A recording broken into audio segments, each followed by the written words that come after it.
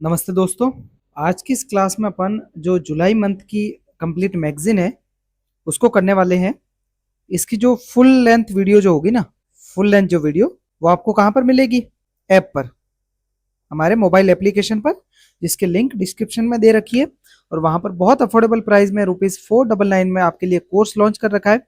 उसको जाकर के परचेज़ कीजिए और आपको मैगज़ीन प्लस ये लेक्चर प्रत्येक महीने के और लास्ट में जाकर के आपके ईयरली भी पूरा कंपाइलेशन यहीं पर अपलोड होगा। तो मात्र ₹499 में इसको परचेज कर लीजिए और इसका एक्सेस ले लीजिए। ठीक है, तो जुलाई महीने की जो मैगजीन हमने तैयार करी थी, उसको थोड़ा बहुत अपन समझने की कोशिश करते हैं कि यहाँ से क्या चीजें, घटनाएं, क्या विश्लेषण और कौन कौन से तथ्य आपके लिए इंपॉर्टेंट है। ठीक है, तो प्रथम आईएएस की मासिक करंट अफेयर्स की सीरीज में आज की जुलाई की मैगजीन को कंप्लीट करेंगे। ठीक है, ओके, देख लीजिए।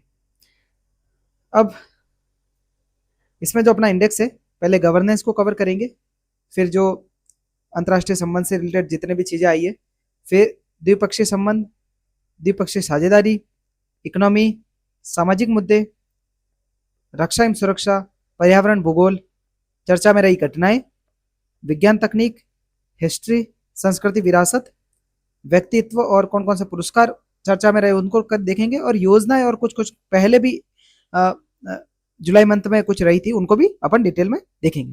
लास्ट में फिर आपको वैल्यू एडिशन के लिए कुछ मेंस के रिलेटेड फैक्ट्स को, तथ्यों को दिया जाएगा। फिर प्रीलिम्स और मेंस के कुछ प्रैक्टिस क्वेश्चन भी दिए जाएंगे जो कि आपको सॉल्व करने हैं। ठीक है, ओके, स्टार्ट करते हैं।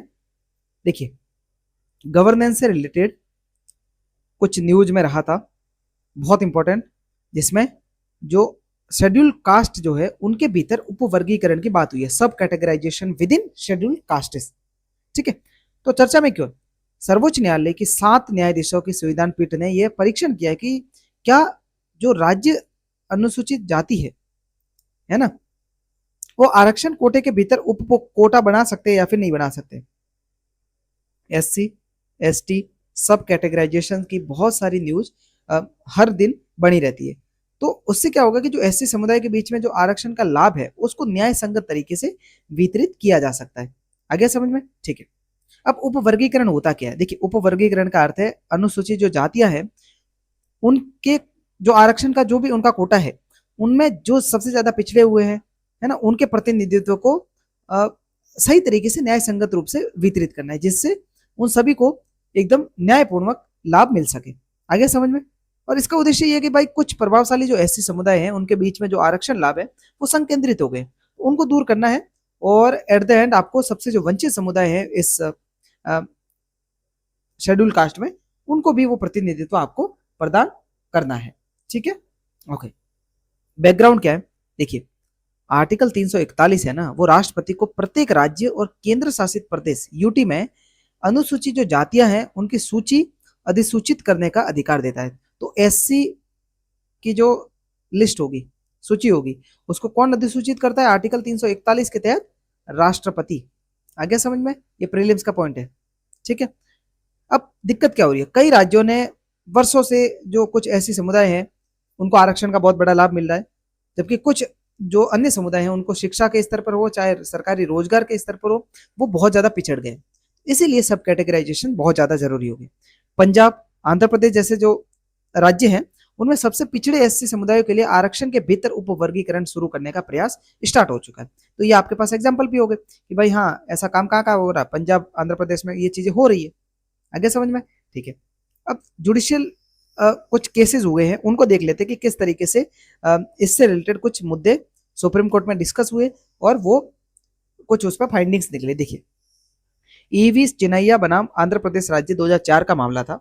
इसमें 4 न्यायाधीशों की जो संविधान पीठ थी, उसने माना कि जो अनुसूचित जो जातियां हैं, है ना, वो होमोजीनियस वर्ग है, एक समरूप, मतलब एक ही समान पृष्ठभूमि के लोग हैं। तो राज्य ऐसी श्रेणी के भीतर उपवर्गीकरण नहीं कर सकते हैं। आ गया समझ में? तो ये ईवी सिन्नैया जो केस था आंध्र प्रदेश वाला, उसमें कहा गया था।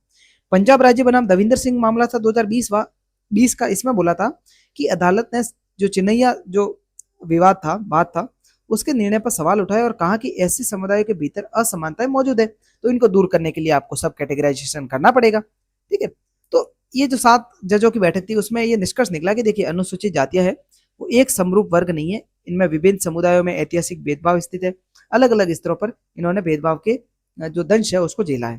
ठीक है, राज्य क्या करेगा, वस्तुनिष्ठ और माप योग्य डेटा के आधार पर एससी कोटे के भीतर भी उप श्रेणियों को वर्गीकृत करेगा। ठीक है, ऐसा वर्गीकरण आर्टिकल 341 का उल्लंघन नहीं करेगा। 341 राष्ट्रपति को शक्तियां मिलती है सब कैटेगराइजेशन की ऐसे समुदाय की, बल्कि ये क्या करेगा, अनुसूचित जातियों की राष्ट्रपति सूची में बदलाव भी नहीं करा। ठीक है, इसमें बस सब कैटेगराइजेशन किया कि इनको स्पेसिफिक एक आरक्षण में शामिल कर दिया। मान लीजिए 17% आरक्षण एससी का, इसमें सब कैटेगराइजेशन कर लिया कि इसमें से 2% एक्स्ट्रा इन जातियों को मिलेगा। तो इसका उद्देश्य क्या है, सभी जो ऐसे समुदाय है इनके बीच में आरक्षण लाभों को अधिक न्याय संगत बनाना। ठीक है, सब कैटेगराइजेशन का मतलब है न्याय संगत बनाना है। ठीक है, आगे समझ में? ओके, महत्वपूर्ण क्यों, यह निर्णय आंतरिक असमानता को पहचानेगा। ठीक है, सबसे जो वंचित समुदाय है उनको लक्षित कार्रवाई तक उसको पहुंचाएगा। ठीक है, और कहीं ना कहीं सब सब्सटेंसिव जो इक्वलिटी है इसके सिद्धांत को बढ़ाएगा कि भाई न्याय संगत बंटवारा हो, प्राकृतिक न्याय के सिद्धांत को लागू किया जाए आर्टिकल 142, और इसी के तहत चीजों को सबके लिए समान रूप से वितरित किया जाए। ठीक है, और फिर निष्कर्ष में लिखोगे कि देखिए ये निर्णय जो अनुसूचित जातियां हैं उनके भीतर जितने भी जो डेटा आधारित जो वर्गीकरण है उसको अनुमति देगा, और कहीं ना कहीं सकारात्मक कार्रवाई के माध्यम से जो संवैधानिक ढांचा है उसको संरक्षित करते हुए आरक्षण न्यायशास्त्र है इसमें एक महत्वपूर्ण बदलाव लेकर के आएगा। ठीक है, तो पहली न्यूज होगी अपनी। दूसरी न्यूज थी परिसीमन आयोग। देखिए चर्चा में क्यों है, गृह मंत्रालय ने अपने अगले परिसीमन के अभ्यास के लिए जो अपडेटेड जो जनसांख्यिकी है, डेमोग्राफी है, और जो प्रशासनिक डेटा है उसको स्टार्ट मतलब संकलित करना स्टार्ट कर दिया है। ठीक है, परिसीमन क्या होता है, जनसंख्या जैसे जैसे परिवर्तित होगी इसके आधार पर समान प्रतिनिधित्व सुनिश्चित करना है। ठीक है, एंड जो संसदीय और जो राज्य विधान सभा के जो निर्वाचन क्षेत्र हैं इनकी सीमाओं को फिर से निर्धारित करने की प्रक्रिया है ना, और ये केंद्र सरकार द्वारा गठित एक स्वतंत्र परिसीमन आयोग स्थापित किया जाता है केंद्र सरकार द्वारा, और वो इस चीज को करता है। जैसे कि मान लीजिए शुरुआत में किसी क्षेत्र में 10 लाख लोगों पर एक एमएलए था। ठीक है, लेकिन अब वहां की जनसंख्या क्या होगी, 20 लाख हो गई। अब होने तो 2 एमएलए चाहिए, लेकिन परिसीमन नहीं हुआ तो वहां पर एक ही एमएलए की सीट है। तो इसको क्या करेंगे, परिसीमन करने के बाद में इसको 2 विधानसभा क्षेत्रों में बांट देंगे, यहाँ पर 2 एमएलए हो जाएंगे उसी जनसंख्या पर अलग अलग क्षेत्र में बांट करके। ठीक है, तो परिसीमन का मतलब यही है। संसद में आर्टिकल 82, संसद प्रत्येक जनगणना, प्रत्येक वर्ष नहीं, प्रत्येक जनगणना के बाद एक परिसीमन अधिनियम लागू करेगी। आर्टिकल 170 में राज्यों के विधानसभा क्षेत्रों पर इसको लागू किया जाएगा। ठीक है, okay. 84th constitution amendment act क्या कहता है 2001 का, कि 2026 के बाद पहली जनगणना तक लोकसभा और विधानसभा सीटों के आवंटन को फ्रीज कर दिया गया। ठीक है, तो 2026 के बाद की पहली जनगणना तक लोकसभा और राज्य विधानसभा की जो सीटें थी उसको 84th कॉन्स्टिट्यूशन अमेंडमेंट एक्ट 2001 के थ्रू इसको फ्रीज कर दिया था कि परिसीमन नहीं होगा 2026 तक। ठीक है, ओके। परिसीमन आयोग की संरचना कैसे होती है, अध्यक्ष होता है ना, और वो कौन होगा, सर्वोच्च न्यायालय का सेवानिवृत्त न्यायाधीश होगा। जरूरी नहीं है कि सीजीआई हो। ठीक है, सेवानिवृत्त न्यायाधीश होना चाहिए। ठीक है, यहां पर घुमा देगा आपको यूपीएससी। मुख्य चुनाव आयुक्त होगा और उनके द्वारा या फिर उनके द्वारा जो नामित व्यक्ति होगा उसको रखा जाएगा परिसीमन आयोग की संरचना में, और संबंधित राज्यों के राज्य चुनाव आयुक्त भी इसमें शामिल होते हैं। ठीक है, इसके आदेशों में कानूनी शक्ति होती है, इन्हें आमतौर पर अदालतों में चुनौती नहीं दी जा सकती। हालांकि न्यायिक पुनरीक्षण हो सकता है, जुडिशियल रिव्यू हो सकता है। आगे समझ में? ठीक है, अब चिंताएं कौन कौन सी है, परिसीमन अगर होगा तो क्या हो रहा है, उच्च जनसंख्या वृद्धि वाले जो देश है ना, राज्य जो है उनको ज्यादा फायदा मिलेगा, उनको संसदीय सीट ज्यादा मिल जाएगी, और जिन्होंने जनसंख्या नियंत्रण के उपायों को अपनाया, प्रभावी ढंग से लागू किया, उन्हें सापेक्ष रूप से प्रतिनिधित्व में कमी का डर है कि हमारी सीटें तो कम हो जाएगी। आ रहा है समझ में? और भारत का जो संघीय संतुलन है और क्षेत्रीय जो राजनीतिक प्रभाव है उस पर कहीं ना कहीं नेगेटिव इंपैक्ट पड़ेगा, है ना, और उसके लिए चिंताएं भी व्यक्त की जा रही है कि भाई जो दक्षिण के राज्य है जिन्होंने जनसंख्या नियंत्रण पर बढ़िया काम किया उनका प्रतिनिधित्व कहीं ना कहीं कम होने की आशंका है। ठीक है, ओके। अब डिजिटल व्यक्तिगत डेटा संरक्षण अधिनियम या फिर नियम, केंद्र सरकार ने डिजिटल व्यक्तिगत डेटा संरक्षण जो अधिनियम है, इसके तहत नियमों को अधिसूचित किया है और उसमें कुछ आवश्यकताएं, कुछ चेंज हुए। डीपीडीपी क्या है? Data digital personal data protection rule. इसमें डेटा डिजिटल व्यक्तिगत डेटा संरक्षण अधिनियम 2023 के तहत डिजिटल व्यक्तिगत डेटा के संग्रह, प्रसंस्करण, भंडारण और उसके सुरक्षा से संबंधित एक कानूनी ढांचा प्रदान करता है। साथ ही साथ डेटा का प्रसंस्करण करने वाली जो संस्थाएं हैं, उनके दायित्व, उनके जो व्यक्तियों के अधिकार है, उनको भी मान्यता प्रदान करता है। ठीक है। अब देखिए इसकी मुख्य विशेषता क्या है कि जो डेटा प्रिंसिपल है ना, मतलब कि वह व्यक्ति जिससे व्यक्तिगत डेटा संबंधित है। मान लीजिए मैं हूं, तो मेरा जो डेटा होगा, मैं कौन होऊंगा? डेटा प्रिंसिपल, है ना। ये क्या अधिकार उनको देता है डेटा प्रिंसिपल को? ठीक है, उसमें व्यक्तिगत डेटा तक पहुंच कौन बना सकता है, वो उनका अधिकार है। डेटा में सुधार, अपडेट करवा सकते हैं। डेटा को मिटाना, अगर वो चाहे कि डेटा को मिटाना चाहता है, मेरे पर्सनल डेटा है इसको मिटाना है वेब से, तो उसको मिटवा सकते हैं। शिकायत निवारण भी उनका होगा। तो ये मतलब इसके तहत, इस अधिनियम के तहत ये सारी चीजें उपलब्ध होगी। ठीक है। अब डेटा फ्यूडिशरी कौन होता है? डेटा फ्यूडिशरी, यह कोई भी व्यक्ति, कंपनी या फिर सरकारी संस्था जो व्यक्तिगत डेटा के प्रसंस्करण के उद्देश्य और साधनों को निर्धारित करता है। मान लीजिए मेरा डेटा जियो के पास चला गया, तो जियो कौन हो गया? डेटा फ्यूडिशरी, और मैं कौन हो गया? Data principal. आगे समझ में? ठीक है। व्यक्तिगत डेटा जो भी मेरा होगा, उसको सामान्यतः वैध सहमति से ही संसाधित किया जा सकता है। मतलब मेरे डेटा को मेरी अनुमति के बाद ही उसको प्रसंस्कृत किया जाएगा। ठीक है। सहमति चाहिए, मेरे से सहमति उनको लेनी पड़ेगी, है ना। स्पष्ट, विशिष्ट और बिना शर्त के, कुछ मतलब एकदम स्पष्ट होना चाहिए सारी चीज, कि अगर डेटा फ्यूडिशरी मेरे से, डेटा प्रिंसिपल से कोई भी तरीके की जानकारी लेना चाहता है, उसको संसाधित करना चाहता है, तो इसकी प्रॉपर जानकारी मुझे होनी चाहिए। ठीक है। इसके लिए क्या किया है? भारतीय डेटा संरक्षण बोर्ड स्थापित किया है, जिसमें अगर गैर अनुपालन होता है तो उसके मामलों का न्याय निर्णय होगा, डेटा उल्लंघनों की जांच होगी और जुर्माना वगैरह सारी चीजें लगाई जाएगी। ठीक है। अब ये अधिनियम है वो व्यक्तिगत डेटा की सुरक्षा में विफल होने पर और उनकी जो रिपोर्ट है उनकी न करने पर गंभीर उल्लंघन के लिए कम से कम 250 करोड़ रुपए तक के जुर्माने का प्रावधान करता है। आगे समझ में? तो बढ़िया, मतलब खूब कड़ा कानून है, तो इसका अनुपालन जरूर होगा। निष्कर्ष में फिर वही डीपीडीपी जो नियम है भारत के डेटा सुरक्षा को क्रियान्वित करेगा और डिजिटल जो गोपनीयता है, डेटा प्रशासन है, उसको सुरक्षित करने में एक महत्वपूर्ण कदम निभाएगा। ठीक है। चौथी जो न्यूज थी आर्टिकल 200 से रिलेटेड, और राज्यपाल के जो सहमति का मुद्दा है, आपने अपने पॉलिटी वाले सेक्शन में भी पढ़ा होगा। चर्चा में क्यों? देखिए, भारत के सर्वोच्च न्यायालय ने आर्टिकल 200 के तहत राज्यपाल की जो शक्तियां हैं, उनके दायरे को स्पष्ट किया है और माना है कि राज्यपाल राज्य विधानमंडलों द्वारा पारित जो विधेयक होंगे, उन पर अनिश्चित काल के लिए कार्रवाई में देरी नहीं कर सकते। ठीक है। अब आर्टिकल 200 क्या है, इसको देख लेते हैं। आर्टिकल 200 राज्यपाल की शक्तियों से संबंधित है, और जब राज्य विधानमंडल द्वारा जो पारित विधेयक है और वो राज्यपाल की सहमति के लिए प्रस्तुत किया जाता है, तो राज्यपाल क्या क्या कर सकता है? राज्यपाल विधेयक को सहमति दे सकता है, सहमति को रोक सकता है, ठीक है, विदहोल्ड करके रख सकता है उसको, और विधेयक को पुनर्विचार के लिए लौटा भी सकता है। यदि धन विधेयक नहीं होना चाहिए, धन विधेयक अगर है तो उसको सहमति देनी पड़ेगी, और धन विधेयक नहीं है तो उसको सहमति नहीं भी दे सकता है और रोक भी सकता है। ठीक है, पुनर्विचार के लिए लौटा सकता है। आर्टिकल 201 क्या है? इसके तहत राष्ट्रपति के विचार के लिए विधेयक को आरक्षित कर दिया जाता है।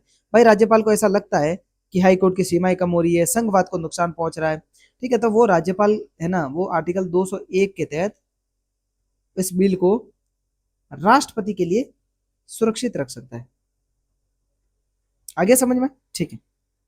अब सर्वोच्च न्यायालय ने क्या बोला है, सुप्रीम कोर्ट की कुछ फाइंडिंग्स है, इसको मेंस में आप यूटिलाइज कर सकते हो। कि देखिए, राज्यपाल एक स्वतंत्र निर्णय लेने वाला प्राधिकारी नहीं है। ठीक है। आमतौर पर आर्टिकल 163 के तहत मंत्री परिषद की सहायता और सलाह के लिए यह कार्य करता है। तो ऐसा नहीं है कि भाई बिना किसी सलाह के राज्यपाल काम करेगा। ओके, तो काउंसिल ऑफ मिनिस्टर की सलाह चाहिए होगी, मंत्री परिषद की सलाह चाहिए होगी। आर्टिकल 200 राज्यपाल को विधेयकों पर कार्रवाई को अनिश्चित काल के लिए रोकने की अनुमति नहीं देता है। मतलब सर्वोच्च न्यायालय ने बोला है कि भाई आर्टिकल 200 के तहत राज्यपाल उसको, गवर्नर जो है उसको अनिश्चित काल के लिए नहीं रोक सकता, अनिश्चित काल के लिए नहीं रोक सकता। ठीक है। यदि किसी विधेयक को लौटाया जाता है तो बाद में विधानमंडल द्वारा अगर पारित करके वापस भेज दिया जाता है तो राज्यपाल उसको सहमति देने के लिए बाध्य है। ठीक है। और संवैधानिक जो अधिकार है उसको उनको उचित समय सीमा के भीतर आपको कार्य करना पड़ेगा और सरकार की जो विधायी इच्छा है उसको विफल करने के लिए कोई भी प्रक्रियात्मक देरी का उपयोग नहीं होना चाहिए। ऐसा नहीं है कि भाई केंद्र में मान लीजिए बीजेपी की सरकार है, ठीक है, और राज्य में कोई क्षेत्रीय दल है, तो वो अगर कोई भी बिल भेज रहा है राज्यपाल को तो मतलब अपनी जो राजनीतिक जो शक्तियां हैं उनका दुरुपयोग हो और उसको विदहोल्ड करके रख दिया, ठीक है, कोई भी टाइम पीरियड फिक्स नहीं है। तो ये नहीं होना चाहिए कि भाई ऐसा नहीं हो कि भाई उनकी जो विधायी ढांचा है, विधायी जो कार्य है वो ही रुक जाए पूरा, ठीक है। प्रावधान कौन कौन से हैं? आर्टिकल 163 मंत्रिपरिषद की सहायता और सलाह के लिए गवर्नर की नियुक्ति की जाती है। 200 आर्टिकल राज्यपाल द्वारा विधेयकों पर जो सहमति है उससे रिलेटेड है। आर्टिकल 201 राष्ट्रपति के विचार के लिए जो भी आरक्षित विधेयक रखा जाता है तो राज्यपाल द्वारा वो आर्टिकल 201 के अंतर्गत आता है। फिर महत्व क्या है इसका कि भाई संसदीय लोकतंत्र के लिए इंपॉर्टेंट है, उत्तरदायी सरकार जरूरी है, ठीक है, इस तरीके की जो फाइंडिंग्स आएगी सुप्रीम कोर्ट की, सहकारी संघवाद है उसके सिद्धांतों को मजबूत करेगा और राज्यपाल के जो विवेकाधिकार है उनकी भी कहीं ना कहीं संवैधानिक जो सीमा है वो स्पष्ट हो जाएगी कि हाँ राज्यपाल ये चीजें नहीं कर सकता। पांचवी न्यूज थी यूसीसी से रिलेटेड, ठीक है, राज्य स्तरीय जो समान नागरिक संहिता है उसके ढांचे पर चर्चा ने कहीं ना कहीं समान व्यक्तिगत कानूनों को छठी अनुसूची वाले क्षेत्रों में रहने वाले जो जनजातीय समुदाय हैं उनको उपलब्ध संवैधानिक सुरक्षा उपायों के साथ में संतुलित करने पर बल दिया। देखिए क्या कह रहा है, सिक्स्थ शेड्यूल वर्सेज आर्टिकल 44, ठीक है। अब ये मुद्दा है कि भाई अगर तुम यूसीसी लागू करोगे तो जो जनजातियां रहती है भारत में उनके अपने अलग सिविल लॉज है, ठीक है, तो अगर आप यूसीसी लागू कर दोगे तो जनजातीय जो अधिकार है उनकी जो अलग पहचान है उनको कहीं ना कहीं संकट पहुंचेगा, उनमें मतलब कहीं ना कहीं अशांति हो सकती है, वो विरोध वहां से पनप सकता है। तो ठीक है, उस पर ये सारी चीजें आज अभी इस वाले टॉपिक में करेंगे अपन। एक मिनट, आप पानी पी लेते हैं।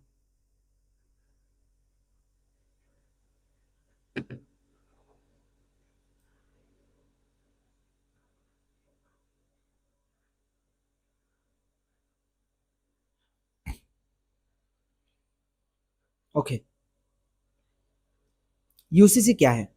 देखिए, समान नागरिक संहिता का अर्थ है व्यक्तिगत मामले जो भी सिविल लॉज है जैसे विवाह है, तलाक है, बच्चे को गोद लेने वाली बात है, विरासत या फिर उत्तराधिकार वाली जो भी मामले हैं ना, उनको नियंत्रित करने वाले जो कानून है वो सभी के लिए समान होंगे, ठीक है। अब हिंदू कोड भी लाया गया था, ठीक है, तो उसमें हिंदुओं के लिए अलग सिविल लॉज बनाए गए थे, मुस्लिमों के लिए अलग थे, लेकिन यूसीसी लागू होने के बाद में सभी धर्म के लोगों के लिए, सभी के लिए समान सिविल लॉज हो जाएंगे। देखिए, क्रिमिनल जो लॉज है ना, क्रिमिनल लॉज वो पहले से ही समान है सभी के लिए, भले किसी भी धर्म जाति का हो, अगर उसने कोई अपराध किया तो उसको समान स्तर पर सजा मिलेगी।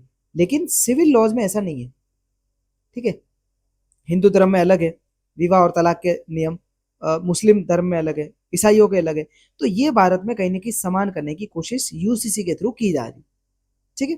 तो ये धर्म आधारित जो व्यक्तिगत कानून है उनको सभी नागरिकों पर लागू करेगा एक समान रूप से, एक समान कानूनी ढांचा होगा, ठीक है। अब आर्टिकल 44 है ना, वो इसका संवैधानिक आधार है, डीपीएसपी के अंतर्गत आता है, राज्य के नीति निर्देशक तत्व, और राज्य को पूरे भारत में सभी नागरिकों के लिए एक समान नागरिक संहिता सुरक्षित करने का प्रयास करता है, ठीक है। अब देखिए, अब किस किस को एग्जाम्प्ट किया गया, इससे किस किस को छूट प्रदान है और ये चर्चा में क्यों है? कई जो जनजातीय समुदाय हैं उनको संवैधानिक सुरक्षा प्राप्त है कि उनकी जो प्रथाएं हैं, उनकी जो परंपराएं हैं, उनकी जो सामाजिक रीति रिवाज है वो ना तो आर्टिकल 44 से रेगुलेट होंगे, उनके अलग मतलब 6 शेड्यूल के तहत जो भी सारी चीजें होगी उसके तहत रेगुलेट होगी। तो छठी अनुसूची के अंतर्गत कौन कौन से क्षेत्र आते हैं? असम, मेघालय, त्रिपुरा और मिजोरम, ठीक है। इनके जो जनजातीय क्षेत्र हैं उन पर स्वायत्त शासन व्यवस्था इनके उनको प्रदान की गई है, ठीक है। ऑटोनॉमस जो डिस्ट्रिक्ट काउंसिल्स है वो बनाई गई है।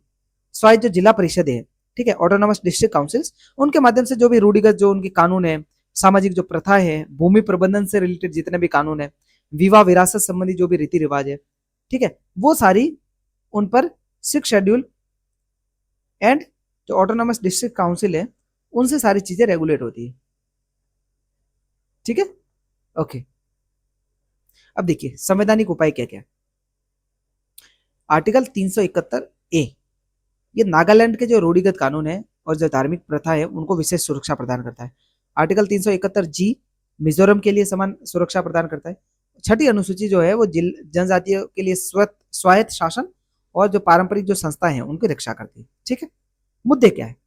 देखिए, क्या एक समान जो कानूनी ढांचा है, वो संवैधानिक जो प्रावधान दे रखे हैं, उनके द्वारा जो भी संरक्षित समुदाय है उन पर लागू होना चाहिए या फिर नहीं होना चाहिए? सबसे बड़ा सवाल ये।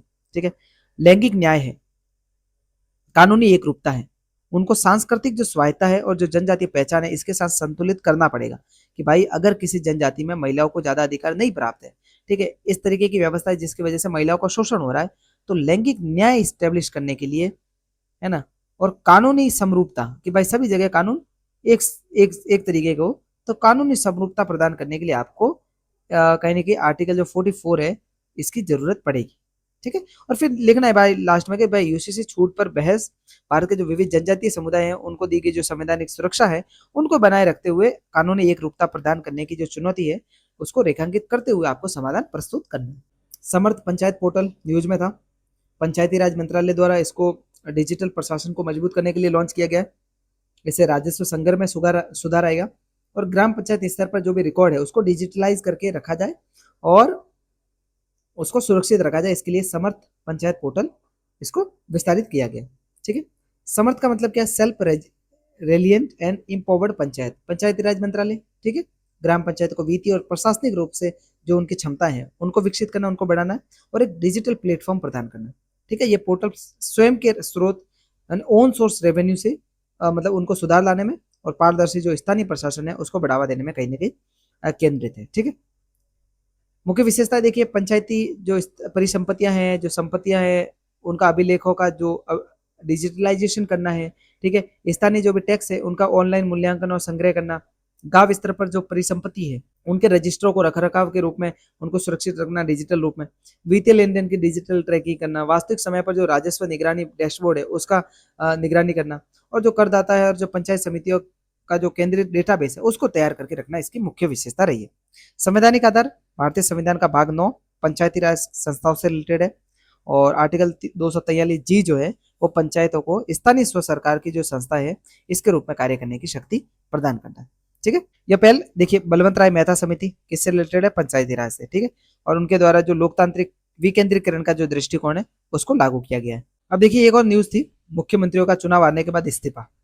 अब देखिए हालिया संवैधानिक चर्चाओं में इस बात पर ध्यान केंद्रित किया गया है कि क्या कोई मुख्यमंत्री जो कि बहुमत का समर्थन खो चुका है, चुनावी हार का सामना कर चुका है, वे नए प्रशासन के गठन तक पद पर बना रह सकता है या फिर कार्यकारी शक्तियों का प्रयोग कर सकता है या फिर नहीं कर सकता। ठीक है, अब कार्रवाई कार्यवाहक जो सरकार है वो क्या होती है? देखिए, कार्यवाहक सरकार एक अस्थायी व्यवस्था है जो कि जो वर्तमान सरकार है इसके इस्तीफे और नए सरकार के गठन के बीच में कार्य करती है। ठीक है, इसका प्राथमिक उद्देश्य क्या है? शासन में निरंतरता बनाए रखना, प्रशासनिक जो शून्यता है उसको रोकना, और मतलब उम्मीद की जाती है कि वे स्वयं बढ़ते भाई बड़े नीतिगत निर्णय लेने से बचे, क्योंकि एक ट्रांजिशन पीरियड में ये रहती है ना, तो उसके लिए आपको सिर्फ निरंतरता बनाए रखनी है शासन की, बाकी आपके कोई ज्यादा बड़े काम नहीं होते। ठीक है, ये काम कुछ जो दे रखे वो कर सकते हैं, ये जो बड़े बड़े कार्य है जैसे बड़ी नीतिगत घोषणाएं नहीं करनी है, बड़ी वित्तीय प्रतिबद्धता आपको नहीं देनी है, महत्वपूर्ण नियुक्तियां और तबादले नहीं करनी है, तो ये सारी चीज नहीं की जा सकती है, ये की जा सकती है, तो इनका आपको ध्यान रखना, ज्यादा इंपॉर्टेंट नहीं है, तो इसको अपन मतलब नॉर्मली पढ़ेंगे। देखिए राज्यपाल की भूमिका क्या होती है? ये निर्धारित करता है कि भाई क्या कोई वैकल्पिक सरकार बनाई जा सकती है, नहीं जा सकती। अगर भाई कोई विपक्षी दल है वो इतना मजबूत है कि वो अपनी वैकल्पिक सरकार प्रस्तुत कर सकता है, तब तो उनको मौका देते हो। वर्तमान जो मुख्यमंत्री है उसको फ्लोर टेस्ट के माध्यम से बहुमत साबित करना होता है, अगर फ्लोर टेस्ट में वो बहुमत अपना साबित नहीं कर सकता तो उसकी जो सरकार है वो गिर जाएगी, मंत्रिपरिषद काउंसिल ऑफ मिनिस्टर है वो गिर जाएगी। ठीक है, और उस नेता को सरकार बनाने के लिए आमंत्रित करना जिसके पास बहुमत का समर्थन होने की अधिक संभावना रहती है, और उनको बोलेंगे कि हाँ अगर आपके पास बहुमत है तो साबित कर दीजिए। आ गया समझ में? ठीक है, महत्वपूर्ण न्यायिक निर्णय कौन कौन से हैं? एसआर बोमई बना भारत संघ 1994 का मामला है जिसमें सरकार द्वारा प्राप्त जो बहुमत है उसका परीक्षण सदन के पटल पर किया जाना चाहिए, न कि व्यक्तिगत आकलन के आधार पर। कि आपको अगर मतलब ये साबित करना है कि आपके पास बहुमत है या नहीं है तो आपको फ्लोर टेस्ट करना पड़ेगा, आपको फ्लोर पर वो सारी चीजें चेक करनी पड़ेगी। ऐसा नहीं कि आपने व्यक्तिगत स्तर पर ये निर्णय ले लिया कि मुझे लगता है कि ये सरकार कम वोट है, इनके पास कम सीटें तो ये गिर जाएगी। दूसरा जो निर्णय था वो था शिवराज सिंह चौहान बनाम अध्यक्ष मध्य प्रदेश विधानसभा का 2020 का, इसमें फ्लोर टेस्ट ही विधायी बहुमत निर्णय करने का सबसे उपयुक्त तरीका है, ये माना था सुप्रीम कोर्ट ने। ठीक है, ओके। अभी अपन देख लेते हैं पीसीपीएनडीटी एक्ट के बारे में। अब ये एक्ट क्या है? जैसे जो गर्भधारण होता है ना, गर्भधारण, तो सेलेक्टिव गर्भधारण हो जाता है। या फिर मान लीजिए कोई लेडी प्रेग्नेंट हो गई, उसके बाद में अगर मतलब इक्विपमेंट से ये पता लगा लिया कि भाई लड़का है भ्रूण या फिर लड़की है, तो लड़की होती है तो इनको गर्भपात करवा देते हैं वो, ठीक है ना। जो पितृसत्तात्मक मानसिकता वाले लोग होते हैं वो कन्या भ्रूण हत्या करवा देते। तो इस तरीके से इस चीज को रोकने के लिए सर्वोच्च जो 1994 में एक एक्ट लाया था, ठीक है। और हाल ही में न्यूज में क्यों, क्योंकि जहां पर प्रतिकूल बाल लिंगानुपात है, ठीक है ना, तो वहां पर इन चीज को रोकने के लिए सुप्रीम कोर्ट बोल रहा है कि आप थोड़ा कार्यान्वयन को और मजबूत करो, ठीक है। लेकिन फिर तकनीक और बढ़ गई, फिर 2003 में इसको थोड़ा अपडेट कर दिया गया, ठीक है, कि भाई नई तकनीकें आ गई, अब सेलेक्टिव जो भ्रूण है उसको स्थापित कर दिया गर्भ में, ठीक है। तो उसको भी रोकने के लिए इस एक्ट को 2003 में अपडेट भी कर दिया था। मुख्य प्रावधान क्या, कि गर्भदान से पहले और बाद में लिंग चयन को प्रतिबंधित कर दिया गया, ठीक है। माता पिता या फिर रिश्तेदारों को भ्रूण के लिंग की जानकारी देने पर रोक लगाता है। मान डॉक्टर्स ये भी नहीं बताएंगे कि भाई लड़का या फिर लड़की है। सभी आनुवांशिक नैदानिक जो केंद्र है, प्रयोगशालाएं हैं, क्लिनिक है, उनको पंजीकरण करवाना अनिवार्य है, ठीक है। लिंग निर्धारण सेवाओं में से संबंधित जो भी विज्ञापन है उसको भी प्रतिबंधित किया गया। ऐसा प्रचार भी नहीं करोगे कि हम भाई सेलेक्टिव जो भ्रूण है उसको मतलब प्रदान करेंगे, या सारी चीज़ें इस तरीके से आपको विज्ञापन भी नहीं करना। कानून का उल्लंघन करने पर जो चिकित्सक है या फिर संस्थान है उसको भी दंड का निर्धारण उनके लिए भी किया गया, ठीक है।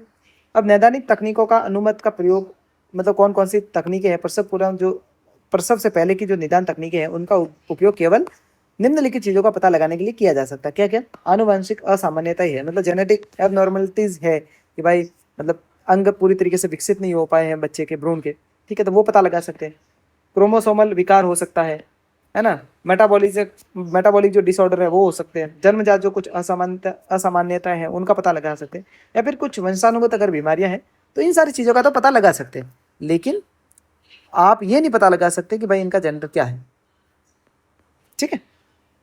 ओके, भ्रूण के निर्धारण करने के लिए इसका उपयोग सख्त वर्जित है, ठीक है, जो भी ऊपर चीजें दे रखी है। अब बाल लिंगानुपात चिंता का विषय क्यों है? देखिए, जनगणना 2011 के अनुसार भारत का बाल लिंगानुपात 0 से 6 वर्ष के में प्रति 1000 लड़कों पर 919 लड़कियां, ठीक है, 2011 में, जो कि स्वतंत्रता के बाद सबसे कम है। ये बात और मतलब फैक्ट देखिए, आज़ादी के बाद पहली बार इतना कम बाल लिंग अनुपात हुआ। और अपन महिला अधिकारियों की बात करते हैं, ठीक है, महिलाओं से रिलेटेड उद्धार की बात करें, और लेकिन स्वतंत्रता के बाद सबसे कम है। लेकिन फिर बेटी बचाओ बेटी पढ़ाओ 2015 में शुरू किया गया। इस योजना का उद्देश्य था कि जो लिंग पक्षपातपूर्ण जो चयन होता है उसको रोकना है, बालिकाओं के अस्तित्व और उनकी सुरक्षा को सुनिश्चित करना है, और शिक्षा को बढ़ावा देना है, ठीक है। दहेज प्रतिषेध एक्ट भी लाया गया। इस तरीके के एक्ट कहीं ना कहीं जो इस तरीके की भ्रूण हत्या है उनको रोकने में मदद करें। अब देखिए, मणिपुर में जातीय तनाव देखा गया था, ठीक है, जातीय संघर्ष हुए नागा आबादी वाले जो क्षेत्र है उनकी भागीदारी को लेकर के, और ठीक है, ये टकराव मुख्य रूप से मैतेई और जो कुकी संघर्ष है उनके बीच में मुख्य रूप से देखा गया था, और उसमें कुछ प्रशासनिक चुनौतियों को भी सामना करना पड़ा। इन सारी चीज़ों को अपन डिस्कस कर लेते हैं। देखिए, संघर्ष की पृष्ठभूमि क्या है। मई 2023 में मैतेई और जो कुकी है ना, तो वहाँ ये जो दो समुदाय हैं मणिपुर के, इनके बीच में भूमि अधिकार, राजनीतिक प्रतिनिधित्व और स्वायत्ता ऑटोनॉमी से जुड़े हुए कुछ मुद्दों पर तनाव हुआ, और उससे हिंसा भड़क गई थी, ठीक है। तात्कालिक कारण क्या था? मैतेई समुदाय को एसटी का दर्जा दिए जाने की मांग का आदिवासी जो समुदाय थे उनके द्वारा विरोध किया जा रहा था। जो मैतेई है उनको एसटी का दर्जा दिया जाना था, लेकिन जो कुकी समुदाय थे, कुकी ने विरोध किया कि भाई अब मैती को इनका राजनीतिक प्रतिनिधित्व भी ज़्यादा है, और इनको अगर एसटी का दर्जा मिल गया तो कुकी समुदाय के जो अधिकार है वो कहीं ना कहीं कम हो जाएंगे, ठीक है। जो नागा समुदाय उनका आयाम, उनके डायमेंशन किस तरीके से इंपॉर्टेंट है। देखिए, कई नागा समूहों ने पर्वतीय क्षेत्रों में प्रशासनिक पुनर्गठन के संबंध में चिंता व्यक्त की थी कि भाई जो एडमिनिस्ट्रेटिव रूप से जो रिफॉर्म्स हो रहे हैं पहाड़ी हिल एरियाज में, उनकी वजह से उनको चिंता ही थी, ठीक है। विस्थापन की, मतलब कोई भी विकास कार्य हो रहा है तो उसकी वजह से उनको विस्थापन होना पड़ रहा है। आर्थिक नाकेबंदी हो जाती है बहुत बार, ठीक है, आवाजाही प्रतिबंधित हो जाती है, तो उसके कारण जो मानवीय व्यवधान थे उन्होंने नागा आबादी वाले जिलों को प्रभावित किया। तो नागाओं से रिलेटेड ये प्रोस्पेक्टिव, ये भी डायमेंशन है, ये भी आपको पता होना चाहिए। संवैधानिक और प्रशासनिक संदर्भ क्या है इसका? आर्टिकल जो 371C है, इसमें मणिपुर के लिए विशेष प्रावधान किए गए, जिसमें राज्य विधानसभा में पहाड़ी क्षेत्र समिति, हिल एरिया कमेटी और पहाड़ी क्षेत्रों से संबंधित राज्यपाल की कुछ विशेष जिम्मेदारियों को दिया गया। ठीक है, छठी अनुसूची पर बहस। कुछ आदिवासी समूहों ने छठी अनुसूची के तहत उपलब्ध स्वायत्ता के आधार पर समान अधिक स्वायत्ता और संवैधानिक सुरक्षा उपायों की मांग की थी कि भाई जो छठी अनुसूची में शामिल जो भी 4 राज्य हैं उनमें मणिपुर, मेघालय, त्रिपुरा और मिजोरम है। ठीक है, अब इन्होंने अधिक स्वायत्ता की मांग करी कि और ज्यादा हमें स्वायत्ता प्रदान की जाए। ठीक है, तो ये सारी चीजें थी। एसटी दर्जा दिया जाना सबसे बड़ा मुद्दा था, उसी को लेकर के ये जातीय हिंसा पैदा हुई थी। एनटीए में सुधार की बात हो रही थी। ठीक है, परीक्षा में सूचिता तार्किक जो कमियां हैं, राष्ट्रीय स्तर पर जो प्रवेश परीक्षा है उनमें जो अनियमितताएं होती है, पेपर लीक होते हैं, इनके आरोपों के बाद में सरकार ने एनटीए के जो कामकाज थे उसमें कुछ संरचनात्मक स्ट्रक्चरल जो सुधार थे उसके काम शुरू किए थे। एनटीए क्या है? एनटीए की स्थापना 2017 में शिक्षा मंत्रालय के अंतर्गत एक स्वायत्त संगठन के रूप में हुई थी। ठीक है, और इसका जो जनादेश है, इसका जो आदेश है वो सारी उच्च शिक्षण जो संस्थाएं हैं इनके लिए पारदर्शी, कुशल और जो मानकीकृत प्रवेश परीक्षा है वो आयोजित करवाना है। जैसे कि नीट यूजी हो गया, जी मेंस हो गया, सीयूईटी हो गया, सेंट्रल यूनिवर्सिटी एंट्रेंस टेस्ट हो गया, यूजीसी नेट हो गया, ये सारे एग्जाम कौन करवाता है? एनटीए। सुरक्षा उपाय कौन कौन से लागू किए गए थे?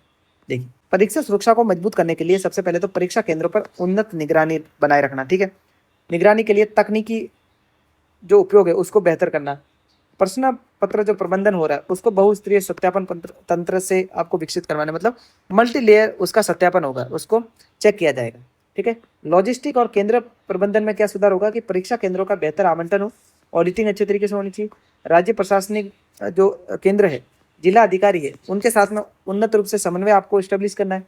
ठीक है, डिजिटल निगरानी का विस्तार करना है आपको, एआई से संबंधित जो सहायता है वो भी लेनी है और कुछ विसंगतियों की पहचान करनी है, डेटा एनालिटिक्स करना है कि कहाँ पर समस्या आखिरकार पैदा हो रही है और उसका सुधार कैसे किया जा सकता है, और साइबर सुरक्षा प्रोटोकॉल है उनको भी थोड़ा बहुत आपको मजबूत करना पड़ेगा। ठीक है, तो ये न्यूज़ थी। राज्यसभा में दल बदल और संवैधानिक प्रश्न से रिलेटेड कुछ न्यूज़ थी, देख लेते। चर्चा में क्या था? सांसदों द्वारा राजनीतिक निष्ठा बदलने की जो हालिया घटनाएं हैं, उन्होंने दल बदल जो विरोधी प्रावधान है उनकी प्रयोजकता, पीठासीन अधिकारियों की भूमिका और संसदीय लोकतंत्र के कामकाज के संबंध में बहसों को फिर से पुनर्जीवित कर दिया। अब बात क्या है, देखिए,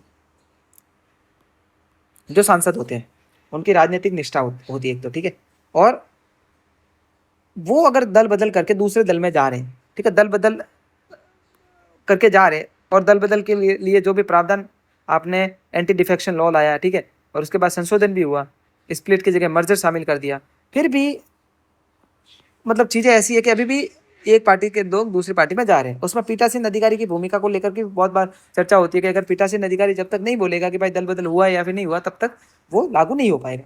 ठीक है, तो ये सारी चीज़ें, दल बदल क्या होता है? देखिए, दल बदल का तात्पर्य है किसी चुने हुए प्रतिनिधि द्वारा स्वेच्छा से अपनी राजनीतिक पार्टी की सदस्यता छोड़ना या फिर पार्टी के जो निर्देश है व्हीप है इसके विपरीत मतदान करना, और भी बहुत सारे प्रावधान है, 3-4 और प्रावधान है। अगर इसके थ्रू वो चीज़ सारी करेगा तो वो दल बदल कहलाएगा। भारत में दल बदल विरोधी जो एक्ट लाया गया था वो 52वें संविधान संशोधन से 52nd कॉन्स्टिट्यूशन अमेंडमेंट एक्ट 1985 से एंटी डिफेक्शन लॉ लाया गया था। ठीक है, जिसने संविधान में 10th जो शेड्यूल है उसको शामिल किया है। ठीक है, आगे समझ लो। ओके, प्रावधान क्या क्या है? देखिए, मुख्य प्रावधान है स्वेच्छा से पार्टी की सदस्यता त्यागना। मान लीजिए मैं बीजेपी से सांसद चुना गया और मैंने बीजेपी से त्याग पत्र दे दिया, ठीक है, एंटी डिफेक्शन हो गया। दूसरा, मान लीजिए पार्टी ने कोई आदेश निकाला कि आपको इस तरीके से या फिर इसके समर्थन में वोट देना और आपने उसके विपरीत वोट दे दिया, तो क्या हो गया? उन्होंने जो व्हीप लगाया था आपके ऊपर उसका उल्लंघन कर दिया, तब भी अयोग्यता हो सकती है। ठीक है, कियोतो होलोहान बनाम जाचिलो जो केस था 1992 का, उसमें सर्वोच्च न्यायालय ने 10वीं अनुसूची की संवैधानिक वैधता को बरकरार रखा और ये माना कि जो पीठासीन अधिकारी है उसका निर्णय जो है वो जुडिशियल रिव्यू के अंतर्गत है। अगर मान लीजिए पीठासीन अधिकारी ने बोल दिया कि हाँ एंटी डिफेक्शन लागू हो गया, लेकिन उस पर जुडिशियल रिव्यू बैठ गया और फिर बोल दिया सुप्रीम कोर्ट ने कि नहीं भाई, इस मामले में आप एंटी डिफेक्शन नहीं लगा सकते। आगे समझ में? केशव मेघचंद्र बनाम जो अध्यक्ष वाला मामला था 2020 में, उसमें सर्वोच्च न्यायालय ने अयोग्यता याचिकाओं का समयबद्ध निपटारा करने की सिफारिश की। भाई, पीठासीन अधिकारी को बोल दिया, प्रोसीडिंग ऑफिसर को बोल दिया कि आपके पास जो भी दल बदल से रिलेटेड जो भी चीज़ें आ रही है उस पर जल्दी से जल्दी आपको निर्णय करना पड़ेगा। ठीक है, निर्णय आपको करना पड़ेगा। आ गया समझ में? ठीक है। नवाब राबिया मामला जो 2016 का था, इसमें अयोग्यता कार्रवाई के संबंध में पीठासीन अधिकारियों की शक्तियों की जांच की गई थी। पीठासीन अधिकारी है, प्रोसीडिंग ऑफिसर है, उसकी कितनी शक्ति है कि वो अयोग्यता वाले मामले को किस तरीके से निपटान करेगा। ठीक है, तो ये 3 केस लॉज है, अलग से डायरी में लिख लेना है, आपके वैल्यू एडिशन के लिए काम आएंगे मीन्स में। ठीक है। राइट टू फॉरगेटन, भूल जाने का अधिकार क्या है? देखिए चर्चा में क्या था, क्योंकि ये अधिकार भारतीय न्यायालयों के समक्ष तेजी से उभरा है, क्योंकि व्यक्ति डिजिटल प्लेटफॉर्म से अपनी व्यक्तिगत जानकारी है उसको हटाने की मांग कर रहे हैं। इससे क्या होगा, गोपनीयता की जानकारी, गोपनीयता उनको मिलेगी। ठीक है, अभिव्यक्ति की स्वतंत्रता और जानकारी तक पहुंच के बारे में जो सवाल है वो उठ रहे हैं कि भाई कोई ऐसी जानकारी है जिसको पब्लिश कर दिया है ना, जो कि जानने योग्य भी है, लेकिन किसी ने बोल दिया कि ये मेरी गोपनीयता का मामला है, इसको हटा दिया जाए। ठीक है, तो आरटीआई वर्सेस गोपनीयता, ये मामले सामने आ रहे हैं। भूल जाने का अधिकार क्या है? देखिए, यह अधिकार किसी व्यक्ति को इंटरनेट सार्वजनिक पहुंच से अपनी व्यक्तिगत जानकारी हटाने और हटाने योग्य बनाने और उनको प्रतिबंधित करने का अधिकार देता है। जब तक ऐसी जानकारी मतलब कि वो प्रासंगिक नहीं रह गई है अब, या फिर जिसका कोई भी वैध सार्वजनिक हित नहीं है, उसको हटाया जा सकता है। ठीक है, संवैधानिक आधार क्या है इसका? न्यायमूर्ति के.एस. पुट्टस्वामी बनाम भारत संघ मामला था 2017 का। इसमें सर्वोच्च न्यायालय द्वारा मान्यता प्राप्त जो निजता का अधिकार है ना, इससे जोड़ा किसको? भूल जाने के अधिकार को। तो आर्टिकल 21 में ये भी शामिल है। ठीक है, इनडायरेक्टली ये आर्टिकल 21 से जुड़ा हुआ, जो कि जीवन और व्यक्तिगत स्वतंत्रता के अधिकार की गारंटी देता है।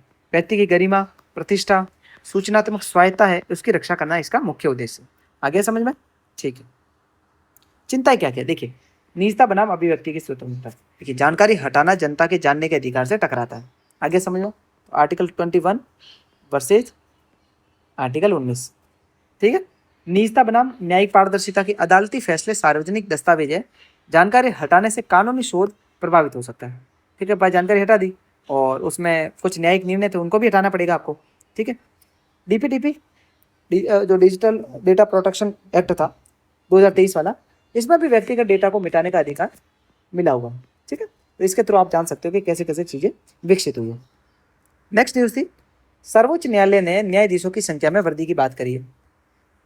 देखिए क्या न्यूज़ क्या थी, केंद्र सरकार ने जो लंबित मामले बढ़ रहे हैं सुप्रीम कोर्ट, हाई कोर्ट और जो अदर जुडिशरीज है, उनको संबोधित करने के लिए और न्याय प्रणाली की दक्षता में थोड़ा बहुत सुधार करने के लिए सर्वोच्च न्यायालय में न्यायाधीशों की स्वीकृत संख्या को बढ़ाने की मांग करी है।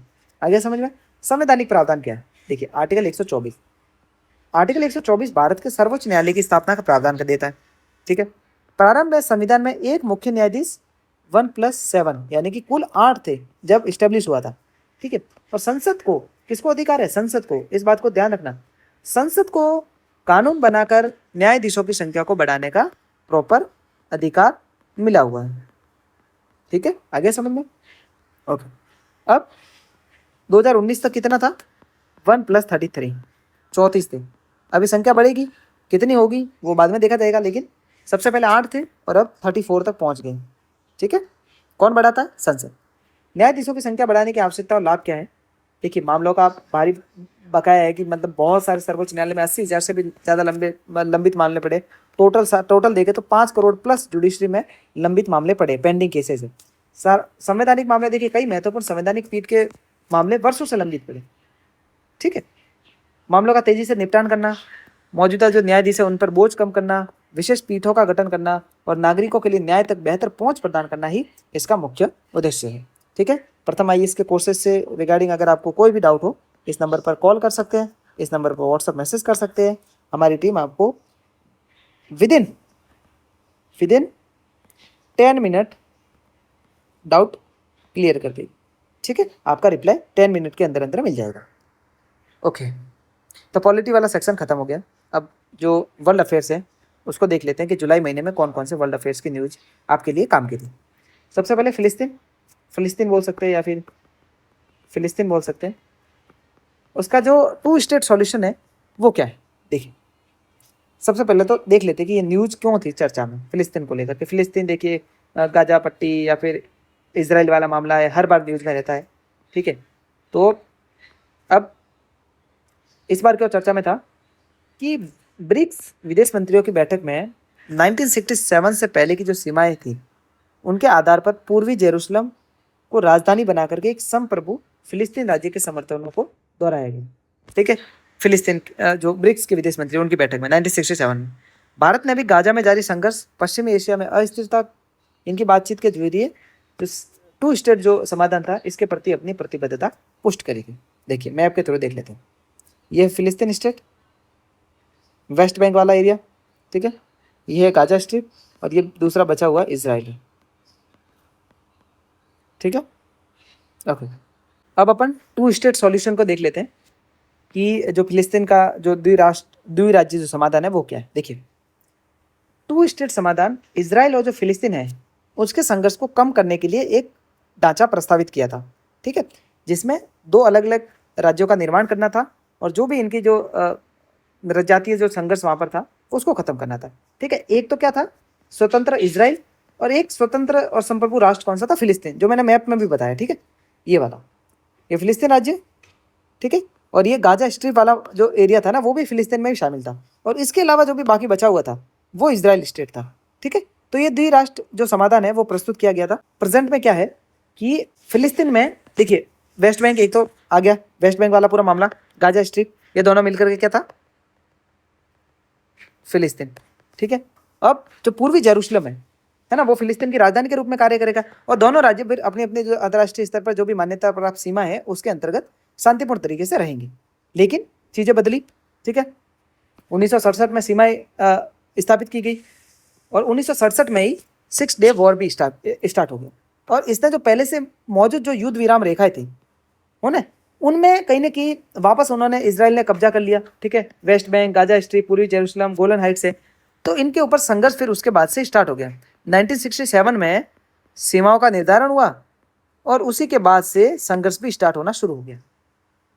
ठीक है, अब अंतर्राष्ट्रीय समर्थन किसके संदर्भ में देखा जा सकता है। देखिए जो 2 स्टेट समाधान है वैश्विक स्तर पर सबसे अधिक समर्थित ढांचा है ना। संयुक्त राष्ट्र यूएन ने, ब्रिक्स है, इस्लामिक जो सहयोग संगठन है, यूरोपीय संघ है, फिर अरब लीग है, इन्होंने 2 स्टेट जो ढांचा है इसको अपना समर्थन दिया हुआ। लेकिन इजराइल अपनी जो विस्तारवादी नीतियां हैं या फिर जो गाजा स्ट्रिप में मतलब जो टेरर ग्रुप्स जिस तरीके से एक्टिव है तो वो कहीं ना कहीं इस क्षेत्र में शांति बनाए रखने नहीं देते हैं। भारत का दृष्टिकोण क्या है इस मामले में, ये थोड़ी मेंस से रिलेटेड आपको चीज़ें पता होनी चाहिए कि भारत ने 1988 में फिलिस्तीन राज्य को मान्यता दी थी।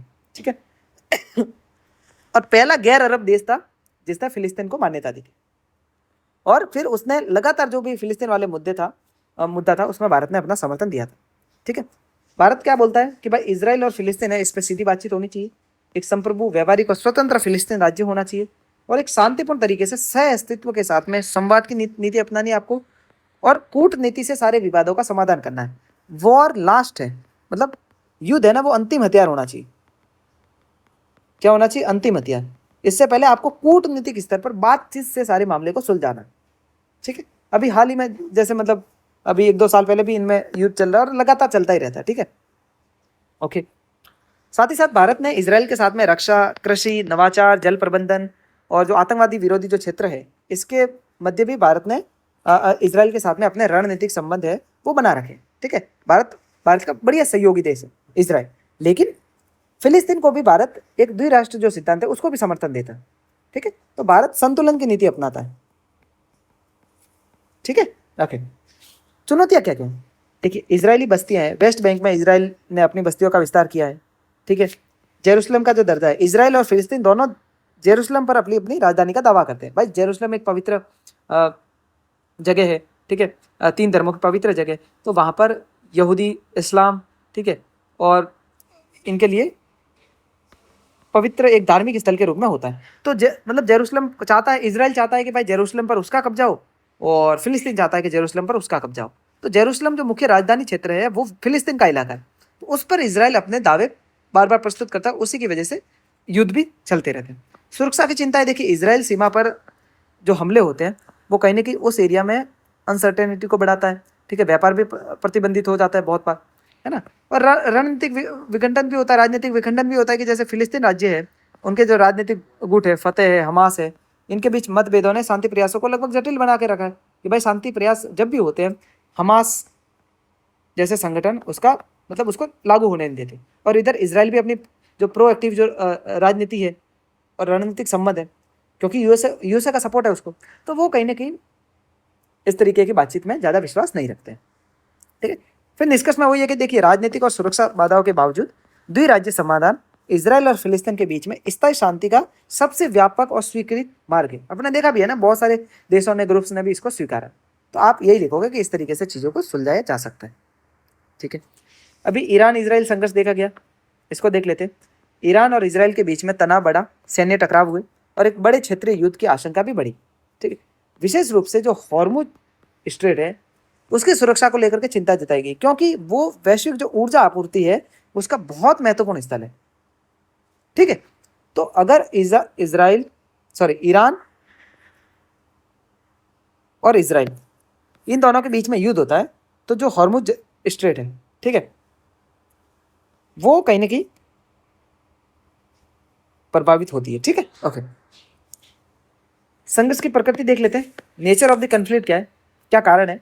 ईरान और इजराइल की प्रतिद्वंदिता पश्चिमी भारत में सबसे प्रमुख भू राजनीतिक संघर्षों में से एक रही है। प्रमुख कारण क्या है, ईरान ने परमाणु कार्यक्रम को स्टार्ट किया, ठीक है, और इजराइल ने अपनी सुरक्षा की चिंताएं व्यक्त की कि भाई अगर ईरान परमाणु परीक्षण कर लेता है तो ये इजराइल के लिए सबसे बड़ी चुनौती है।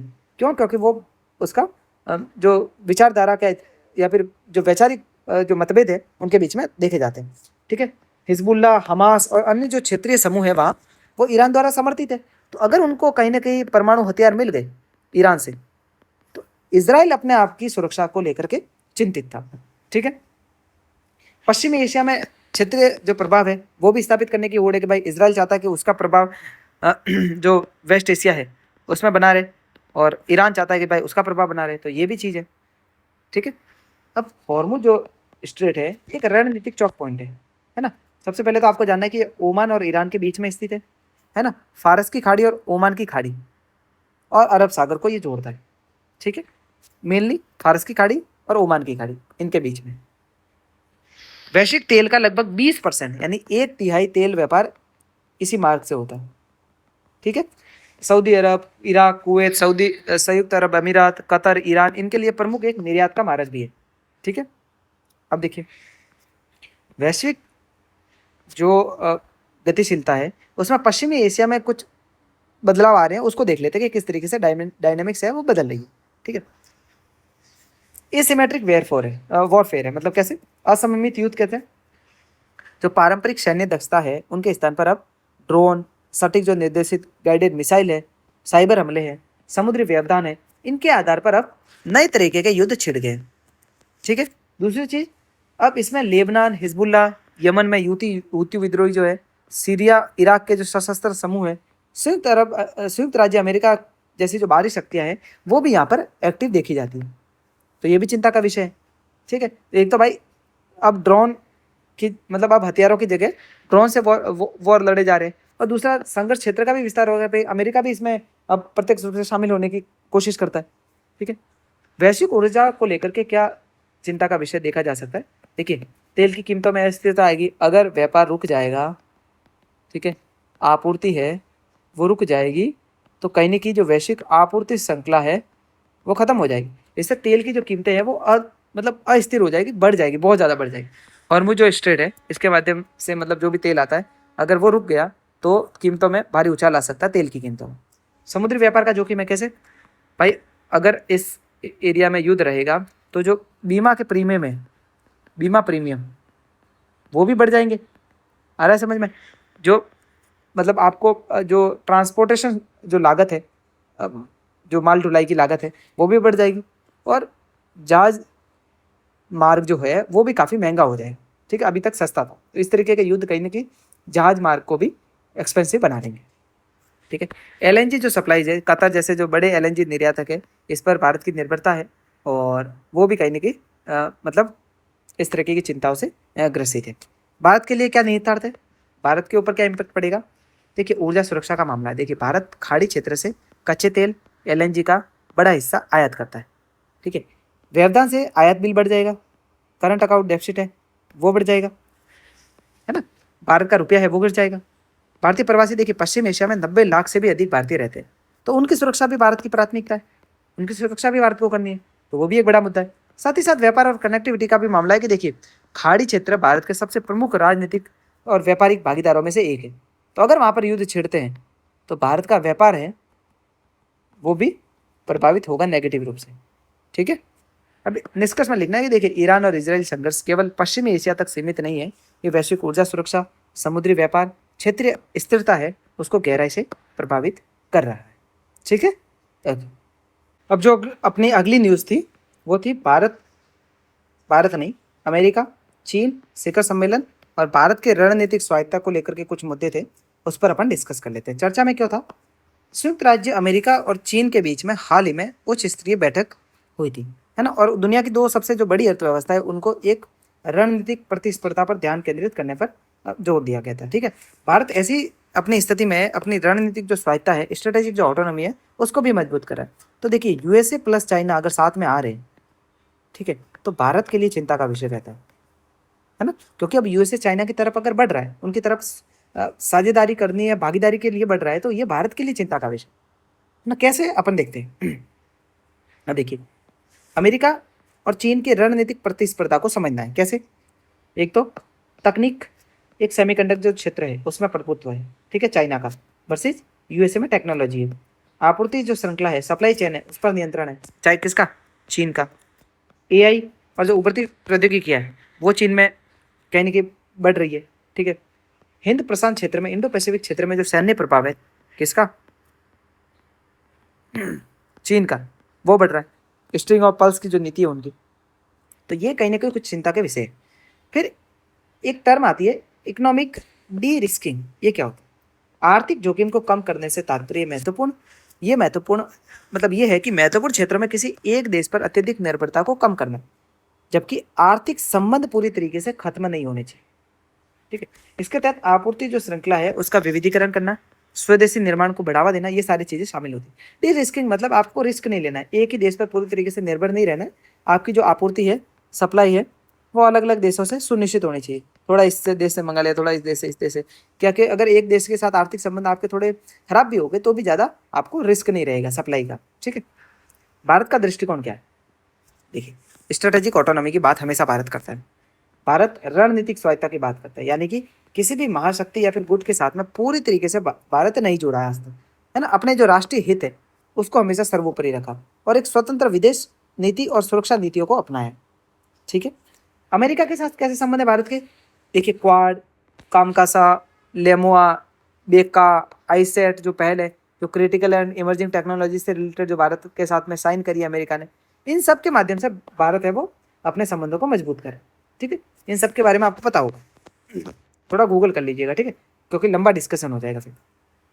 चीन के साथ संबंध, देखिए, चीन तनाव के बावजूद, चीन भारत का सबसे बड़ा व्यापारिक साझेदार है। भारत का इतना तनाव होने के बाद भारत पर जो एलएसी की सुरक्षा है, मतलब लाइन ऑफ एक्चुअल कंट्रोल, है ना, उसकी चिंताओं को सुलझाना है, वो भी कूटनीतिक रूप से, स्ट्रेटेजिक रूप से कहीं ना कहीं बड़ा मुद्दा है भारत के लिए। बहुमत जुड़ा हुआ है भारत का। ठीक है, क्वाड, ब्रिक्स है। ठीक है, क्वाड के साथ अगर संबंध है तो फिर ब्रिक्स में भी चाइना के साथ है, एससीओ, G20, तो इन सारे ग्रुप्स के साथ में भारत जुड़ा हुआ है, जिसमें ना तो यूएसए के साथ पूरी तरीके से जुड़ना है, ना चाइना के साथ में। तो अपनी स्वतंत्र कूटनीतिक जो नीति है वो भारत ने अपना रखी। आ गया समझ में? ठीक है, भारत के लिए अवसर क्या है, अपॉर्चुनिटीज़ क्या है भारत के लिए, देखिए, हर बार जैसे यूएसए है या फिर जो भी बड़ी टेक कंपनीज है वो चाइना +1 नीति अपनाते हैं।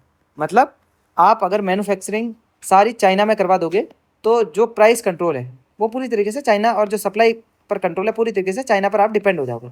लेकिन यूएसए जैसे देश है वो चाहते हैं कि भाई आपको चाइना के अलावा भी एक देश ऐसा ढूंढना पड़ेगा कि अगर चाइना पूरी तरीके से अपने जो बाजार है उस पर, मतलब उसकी सप्लाई रोक दे, आपूर्ति रोक दे, है ना, और किसी भी तरीके के मान लीजिए जो सीमा शुल्क है वो भी इम्पोज कर दे, तो चाइना के अलावा एक कंट्री ऐसी होनी चाहिए जहाँ से सप्लाई बनी रहे।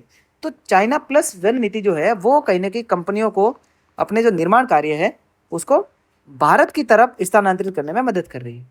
ठीक है, और भारत भी PLI योजना है, ठीक है, प्रोडक्ट लिंक जो इंसेंटिव्स है उनके थ्रू है, व्यापार जो सुरक्षा के लाभ भारत देता है, तो उससे जो बड़ी टेक कंपनीज है या फिर अन्य जो कंपनियां हैं उसको भारत अपनी तरफ आकर्षित कर रहा है।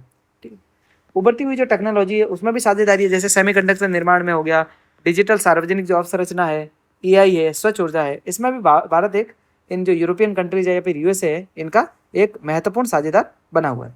फिर निष्कर्ष में आप लिखोगे कि देखिए भारत की जो स्ट्रेटेजिक जो ऑटोनॉमी है,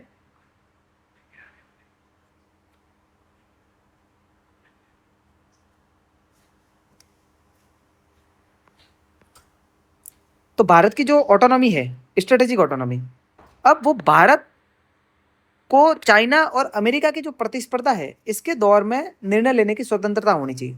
मतलब ऐसा ना हो कि भाई अमेरिका आप पर दबाव बना रहा है और उसके दबाव में आकर के आप अपनी जो ऑटोनॉमी है उसको खत्म कर रहे हो, है ना। तो स्वतंत्रता आपको बनाए रखनी है, राष्ट्रीय हित को ज्यादा दर्जा देना है और उसी की दिशा में आपको काम करना है। ठीक है, आगे समझ में? ओके। नेक्स्ट न्यूज है सिंधु जल संधि में जो गतिरोध बना हुआ है और बना रहता है बेसिकली उसके संदर्भ में। ठीक है, चर्चा में क्यों? चिनाब और जो व्यास लिंक जो सुरंग परियोजना है और हेग स्थित जो मध्यस्थता अदालत है, इसके समक्ष तीसरे पक्ष के विवाद समाधान तंत्र पर भारत की आपत्तियों के कारण सिंधु जल संधि फिर से चर्चा में रही है। अब सिंधु जल संधि क्या है? 1960 की संधि है।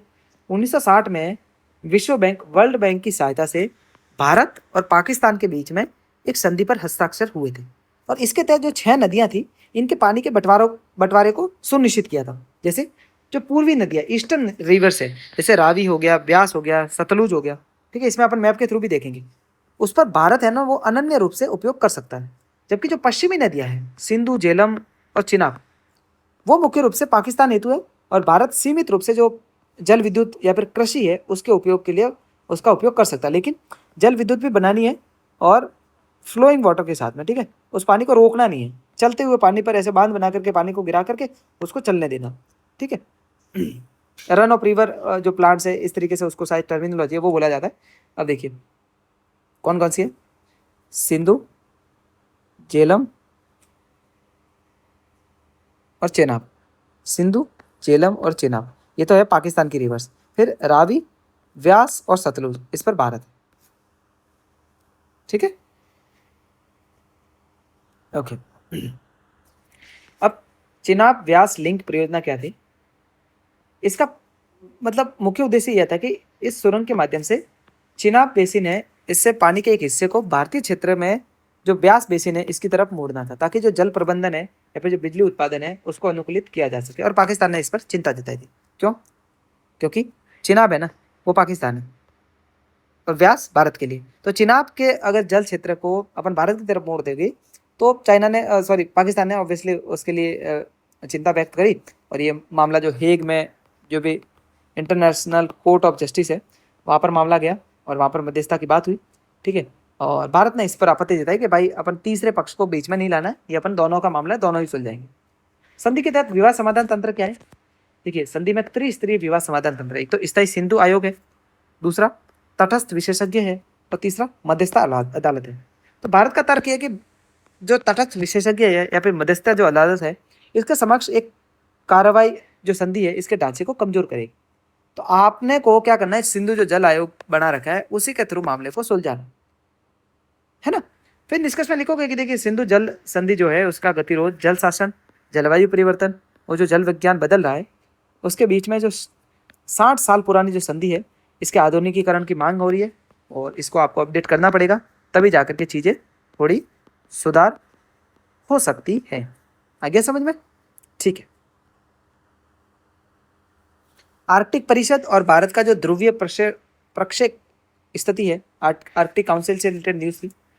आर्कटिक शिपिंग मार्ग, दुर्लभ खनिज, जलवायु शासन, इसमें वैश्विक ध्यान बढ़ रहा है और आर्कटिक परिषद ने एक प्रेक्षक ऑब्जर्वर के रूप में भारत की भूमिका को एक महत्वपूर्ण दर्जा दिया है। आर्कटिक परिषद क्या है? 1996 में ओटावा घोषणा के माध्यम से एक अंतर सरकारी मंच है। इसमें भारत की स्थिति क्या है? भारत 2013 में आर्कटिक परिषद का ऑब्जर्वर बना, सदस्य नहीं है। ठीक है, अब देखिए आर्कटिक परिषद में कौन कौन से देश है मैं अभी बता देता हूँ आपको गूगल करके। ठीक है, यहाँ पर शायद नहीं मेंशन कर रखा है। अब ये देखिए आर्कटिक काउंसिल में कौन कौन है? यूएसए है, ठीक है, कनाडा है, ग्रीनलैंड जो कि डेनमार्क का हिस्सा है, आइसलैंड, नॉर्वे, स्वीडन, फिनलैंड और इधर रसिया। ठीक है, तो ये आर्कटिक काउंसिल का हिस्सा है। आ गया समझ में? ठीक है। अब आर्कटिक का भू राजनीतिक महत्व क्या है? पहला तो नए समुद्री मार्ग है, बर्फ पिघलने की वजह से जो नॉर्दर्न सी रूट है वो खुल रहा है, क्योंकि यूरोप और एशिया के बीच में जो दूरी है उसको 30 से 40% तक कम कर देगा। जो दुर्लभ खनिज वहाँ पर मिलेंगे, आर्कटिक क्षेत्र में रेयर अर्थ एलिमेंट्स है, निकेल है, कॉपर, कोबाल्ट, लिथियम, इसका विशाल भंडार है, उसको लेकर के संघर्ष पैदा होगा विभिन्न देशों के बीच में। भारत के लिए क्यों महत्वपूर्ण है? क्योंकि जो भारतीय मानसून है ना, आर्कटिक अगर गर्म होगा तो भारतीय मानसून और जो हिमालय हिमनद है उनकी प्रत्यक्ष रूप से वो प्रभावित होंगे। ठीक है, तो कहीं ना कहीं आर्कटिक का पिघलना भारत के लिए भी इम्पैक्ट डालेगा। अब किस तरीके के इम्पैक्ट आएंगे वो सारी चीज़ें अभी डिस्कस नहीं करेंगे, आर्कटिक काउंसिल के बारे में पढ़ रहे हैं, तो अभी फिलहाल इसी पर फोकस्ड रहेंगे। वैज्ञानिक उपस्थिति क्या है? भारत का आर्कटिक में हिमाद्री शोध स्टेशन है, स्वालबार्ड नॉर्वे में, ठीक है, और इंड आर्क ये मल्टी सेंसर ऑब्जर्वेटरी है जो कि आर्कटिक क्षेत्र में स्थापित की रखी है, ठीक है, कर रखी। अब भारत की आर्कटिक नीति के संबंध में प्रमुख स्तंभ कौन कौन से? विज्ञान अनुसंधान, जलवायु और पर्यावरण संरक्षण, क्षमता निर्माण, शासन व्यवस्था, परिवहन और कनेक्टिविटी और आर्थिक विकास को बढ़ावा देना कहीं ना कहीं आर्कटिक जो नीति है भारत की उसके प्रमुख स्तंभ है। फिर निष्कर्ष में लिखोगे कि देखिए आर्कटिक परिषद में भारत की उपस्थिति तेजी से बदलते हुए ध्रुवीय क्षेत्र में अपने वैज्ञानिक, आर्थिक और रणनीतिक हितों की रक्षा के लिए बहुत ज़्यादा इंपॉर्टेंट है, और इसी पर भारत अपना आगे के सारे कामकाज भी कर रहा है। ठीक है।